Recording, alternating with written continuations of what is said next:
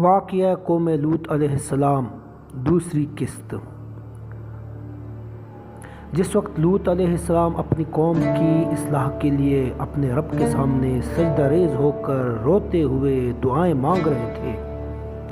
عین اسی لمحے اچانک ان کی بیٹی بھاگتی ہوئی ان کے کمرے میں داخل ہوئی اور ہانپتے ہوئے آپ سے مخاطب ہوئی: ابا حضور، بستی والوں نے ایک قافلے کو لوٹا ہے اور ان کے نوعمر اور نوجوان لڑکوں کو بستی کے ایک گھر میں قید کر کے زبردستی ساری بستی کے مرد ان کے ساتھ زنا کرتے ہوئے سخت ظلم کر رہے ہیں۔ لوط علیہ السلام نے جیسی ہی یہ بات سنی تو فوراً سجدے سے اٹھے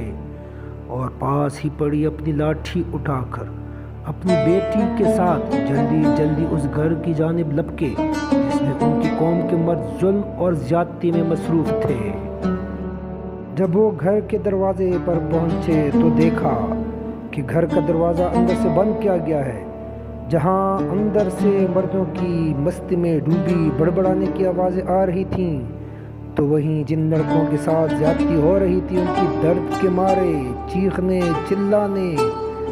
اور رحم کی آوازیں بھی سنائی دے رہی تھیں۔ آپ علیہ السلام نے زور زور سے اپنی لاٹھی سے دروازے کو پیٹنا شروع کیا اور ساتھ ہی پکارتے چلے گئے: دروازہ کھولو ظالمو، خدا کے قہر سے ڈرو، کہیں ایسا نہ ہو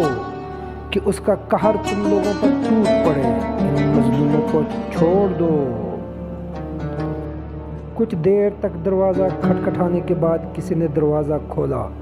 تو آپ علیہ السلام تیزی سے اندر کی جانب لپکے۔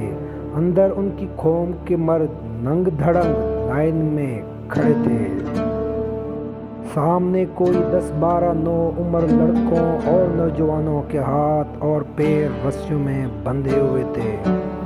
اور باری باری ان کی قوم کے مرد ان کو جنسی زیادتی کا نشانہ بنائے جا رہے تھے۔ جب ایک فارغ ہوتا تو دوسرا آگے بڑھتا، اور جب وہ فارغ ہوتا تو اس کے بعد اگلے کی باری ہوتی، اور جب سب فارغ ہو جاتے تو پھر دوبارہ پہلے والی کی باری آتی۔ یوں ان معصوموں کو اس وقت تک زیادتی کا نشانہ بناتے جاتے جب تک کہ وہ یا تو بے ہوش ہو جاتے اور یا مر جاتے۔ جو بے ہوش ہوتے ان کو دوبارہ ہوش میں لاتے اور پھر سے زیادتی شروع کی جاتی۔ آپ علیہ السلام نے جب یہ منظر دیکھا تو اپنی لاٹھی اٹھا کر اپنی قوم کے ان درندہ نما مردوں پر حملہ آور ہوئے اور انہیں لاٹھی سے مارتے ہوئے کہتے چلے گئے: ڈرو اس دن سے جب میرے رب کا قہر تم لوگوں پر ٹوٹے گا اور وہ تم لوگوں پر عذاب مسلط کر دے گا، جیسے تم سے پہلے قوم ہود اور مدین اور صالح پر مسلط کیا تھا۔ اب بھی وقت ہے اور معافی مانگ لو اس رب سے جو میرا بھی رب ہے اور تم لوگوں کا بھی رب ہے۔ بند کر دو یہ ظلم اور بدکاری۔ تھوڑی دیر تک تو سب حیرت سے آپ علیہ السلام کو دیکھتے رہے، لیکن پھر اچانک سب یک زباں ہو کر بول اٹھے: اے لوط، ہم نے آپ کو پہلے بھی متنبہ کیا تھا کہ ہمارے معاملات میں ٹانگ اڑانے سے گریزاں رہیں اور ہمیں ہمارے حال پر چھوڑ دیں۔ ہم ایسے ہی خوش ہیں، لیکن لگتا ہے آپ کی مت ماری گئی ہے جو بار بار ہمارے ساتھ الجھتے رہتے ہو۔ یہ آخری دفعہ ہم آپ کو تنبیہ کر رہے ہیں کہ جس راستے سے آئے ہو واپس اسی راستے سے لوٹ جاؤ، ورنہ ہم آپ کو ماں اہل و عیال شہر بدر کر دیں گے۔ آپ علیہ السلام نے گڑ گڑا کر اپنی قوم سے ایک بار پھر درخواست کی کہ ان مظلوموں کو چھوڑ دو، یہ ظلم ہے اور اللہ کو ظلم کرنے والے پسند نہیں ہیں۔ کہیں ایسا نہ ہو کہ وہ غضب میں آ جائے اور تم لوگوں پر پتھر کی برسات کر دے اور تم لوگوں کے اوپر زمین پلٹ دے۔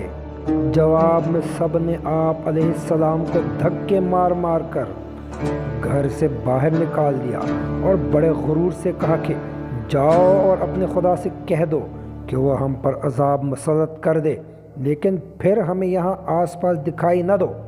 ورنہ ہم آپ کا وہ حشر کریں گے کہ رہتی دنیا تک مثال بن جاؤ گے۔ اور دروازہ بند کر۔ آپ علیہ السلام کچھ دیر تک دروازے کے ساتھ بیٹھ کر روتے رہے اور اپنی قوم کی منت سماجت کرتے رہے لیکن وہ سب ایک بار پھر ظلم اور زیادتی میں مصروف ہو گئے اور آپ کی آواز ان کی موج مستی میں دب کر رہ گئی۔ آخر جب بڑی دیر تک آپ نے کوشش کی لیکن اپنی قوم کو اس ظلم اور زیادتی سے روکنے میں ناکام ہو گئے تو نہایت دل برداشتہ حالت میں اپنے گھر کی جانب چل پڑے، اور جیسے ہی گھر کے اندر پہنچے تو اپنے کمرے کے اندر چلے گئے۔ دروازہ اندر سے بند کر کے اللہ کے سامنے سجدے میں گر پڑے اور زور زور سے روتے ہوئے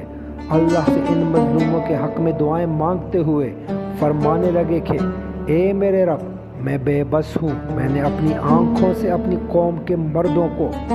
ظلم زیادتی کرتے ہوئے دیکھا، لیکن میں ان ظالموں کو روکنے میں ناکام رہا۔ اے میرے خدا، تو میرے ظالم اور بدکار قوم کے مقابلے میں میری مدد فرما،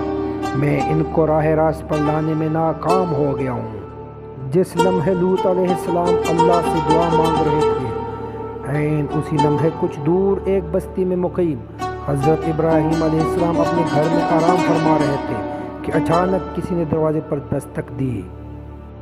مزید جاننے کے لیے قسط نمبر 3 کا انتظار فرمائیے۔ کہانی ابھی جاری ہے میرے دوستوں۔